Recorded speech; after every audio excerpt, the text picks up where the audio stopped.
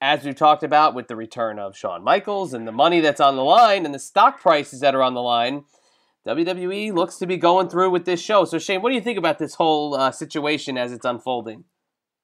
Well, I mean, it's certainly not Vince McMahon's doing. And, in business, oftentimes you find yourself in whirlwinds that aren't of your doing.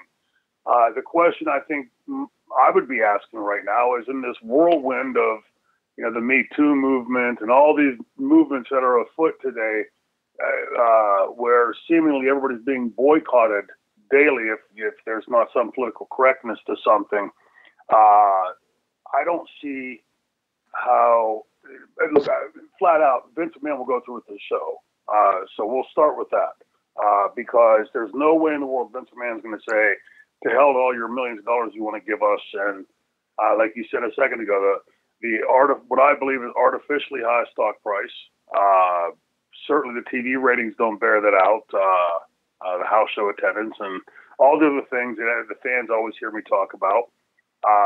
So something like this would be so public for him to pull out now that it would certainly send those stock prices, I would believe, trending downward, perhaps plummeting. So I don't see Vince McMahon pulling out of this thing.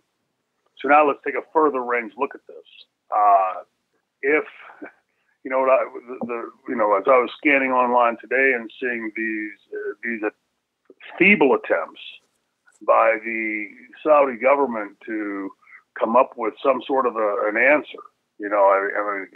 A guy walks into a bar, right, like a joke. Guy walks into a Saudi consulate and never comes out, disappears.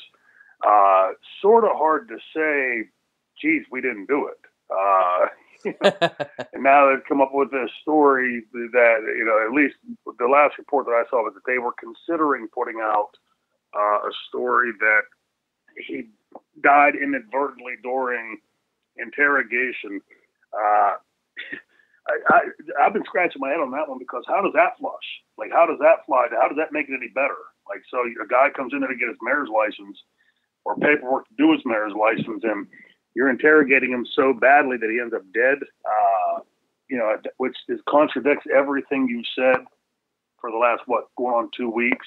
So, look, there's no way this doesn't give the WWE a black eye at some point. But, if you haven't paid attention to Vince McMahon over the last 30 years, he don't give a shit about black eyes as long as there's money associated to it. So he'll go forward with it. The question I would have now is for, like, I forget his name, the guy, it's the bigwig with Uber. They pulled out of some symposium that's supposedly taking place about economic development in Saudi Arabia. I'm sure others will follow. It's going to be very interesting to see, because this is the kind of thing that, damn the torpedoes can be seen from some places as a sign of strength. And I would say in the past, now today with all these movements afoot where you just sort of go along, imagine somebody today saying, hey, I was aware of Harvey Weinstein's actions, but he was making great movies, so we were making money, so we just went along. It doesn't sit real well. So I don't see how this doesn't become a scandal of sorts for the WWE if he doesn't pull out. And if he does pull out, then that's going to be devastating to his stock, I would think. So it's going to be very interesting. It couldn't be happening to a nicer guy. It's just going to be able to sit back and watch him really get fucked for once. And this is going to be fun. I enjoy it and relish it, because it doesn't happen often.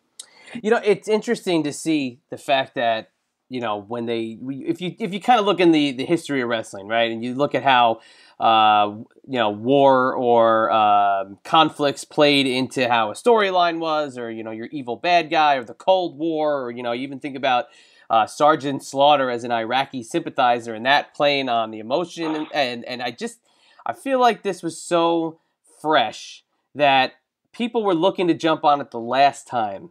And they really didn't have anything to go on. There wasn't that much. I mean, there's still always going to be crazy stuff going on between the countries, but there wasn't anything fresh in everybody's mind. And since this was such a big deal, I think that kind of accentuates it. But in the thing I kind of wrote up for you guys and sent out, The fact that John Oliver covered it on that show he has on HBO, which, you know, a lot of people watch. It's a very relevant show.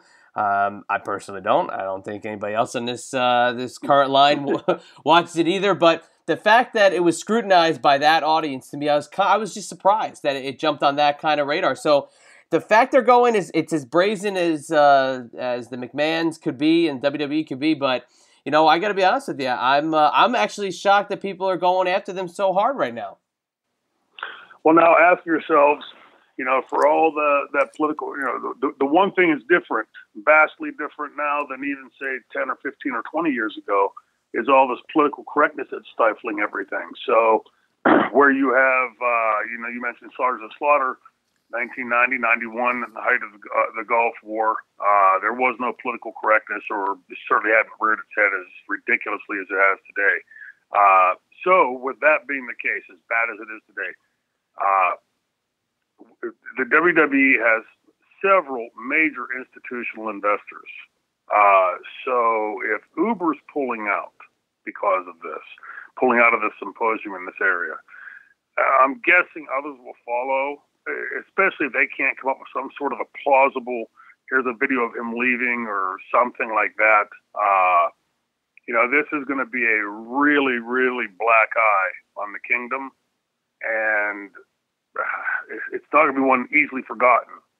So for the WWE to just be sauntering in there in the midst of all this, I've got to believe that some of those institutional investors like Merrill Lynch and others might be reticent to keep their money in that investment moving forward. Let's see. So far, this thing's been kept on front pages of the newspapers for the last 2 weeks, which is an eon in a news life cycle. So I don't see it going away anytime soon, just because their attempts at trying to explain this thing away has been so badly blundered.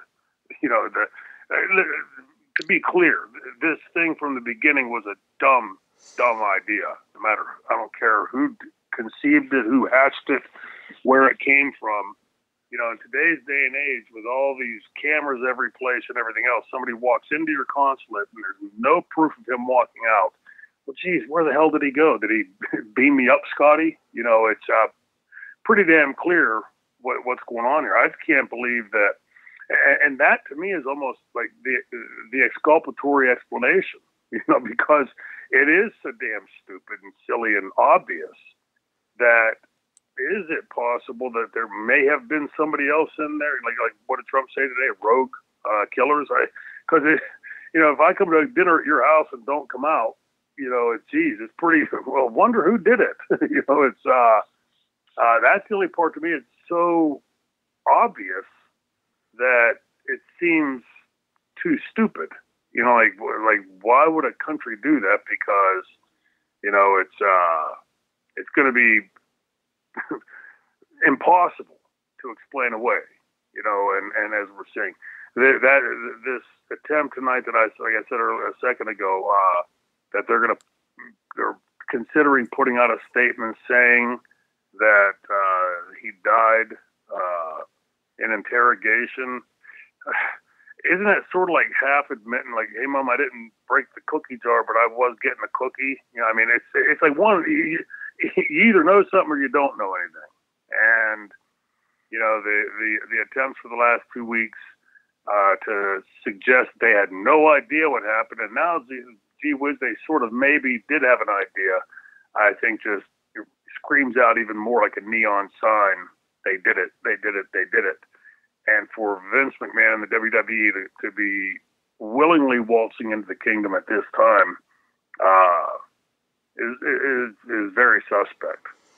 I don't see how it turns out well for him, other than his bank account. But moves that are financially rewarding aren't always the ones that are the wisest to do. So let's sit back and, like I said, enjoy watching a certain Irishman from a certain small northeastern state making a real mess of things.